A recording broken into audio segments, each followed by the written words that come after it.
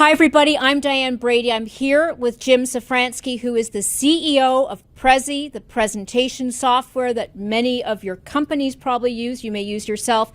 Jim, good to see you. I want to start with the fact that you went to MIT and Stanford and asked, what did you want to be when you grew up? Was this in your sights?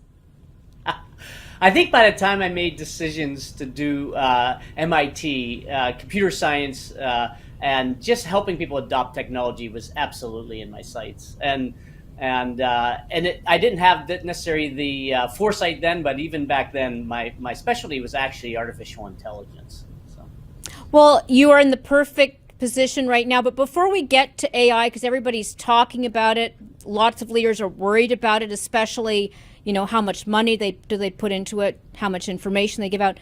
Talk a little bit about some of the moments over your career that you think are instructive to the current debate. Even the fact, when I think about the bring your own device revolution, you were very much at the forefront of that.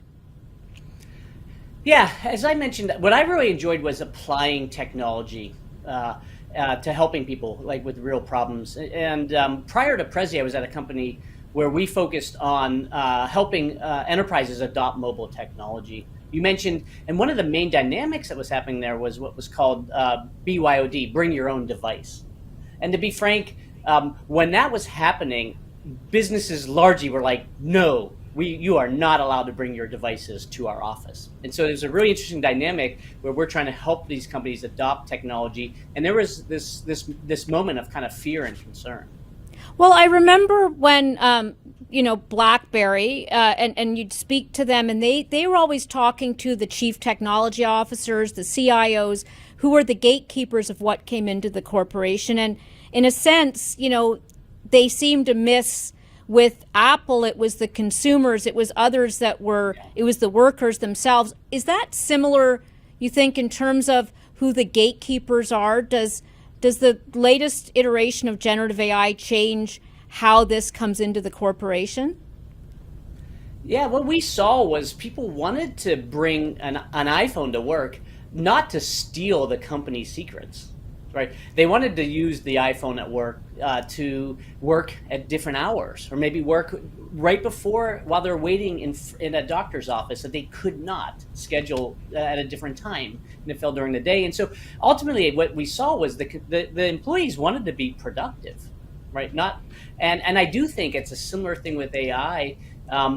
Certainly there are real concerns and some imaginary ones probably, right, around some of the risks of it. But largely what I see in our employees and in our customers is this desire to essentially apply it to help, right, to improve things. Or the user and experience, largely around right? productivity. Excuse me? Well, I would think that a company like Prezi, the question would be, is it a threat to the business model, or does it help the business model? Maybe it's a bit of both, but let's start with, we're going to talk about, let's start with what would give you pause, because there are a lot of players out there now aspiring to do what you do and saying that they can do it because of AI. Yeah, and so certainly AI will help people create content. Mm-hmm. And so that's a key part of what we do at Prezi, right? Is we help people create content. But actually, what we really try to do is to allow them to express their creativity, right, and sell their ideas, right? Whether that's a salesperson using our product, or a product manager pitching a new idea.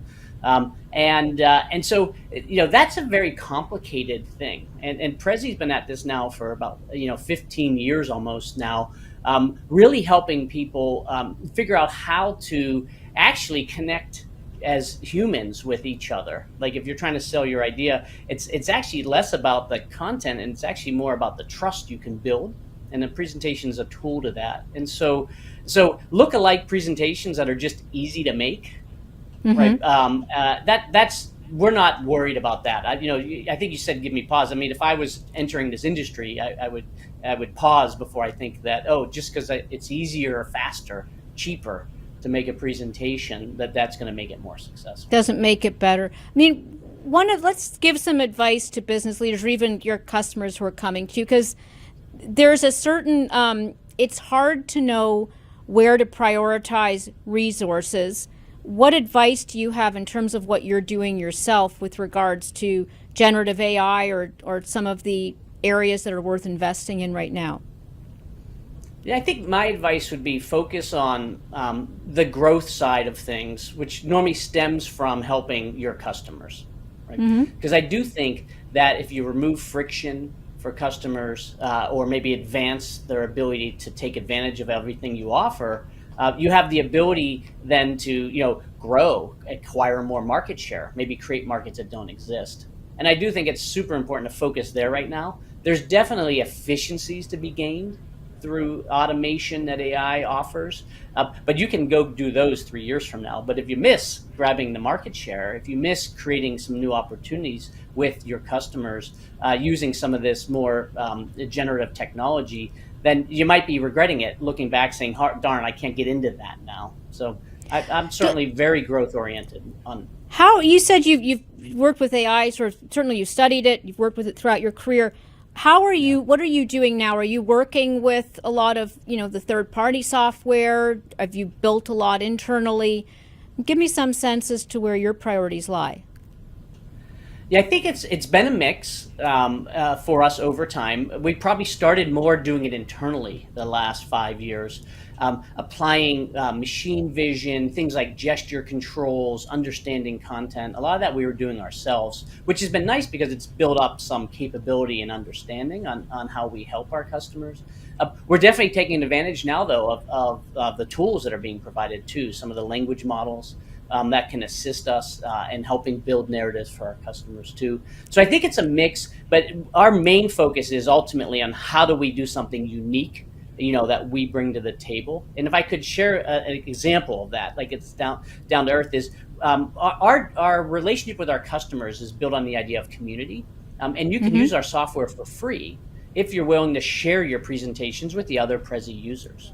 Right, and so there's also protections in place for business content and IP if you don't want to do that, right? And that's part of our pay model. But we have this large database, probably the largest database in the world of publicly available presentation content, built by kind of thought leaders and people who are pretty advanced in how they think about communications. And so we're using that as the core of how we train our models on what kind of narratives work, what kind of presentation structures work for different things. And so that's ultimately our focus, is what we can do unique.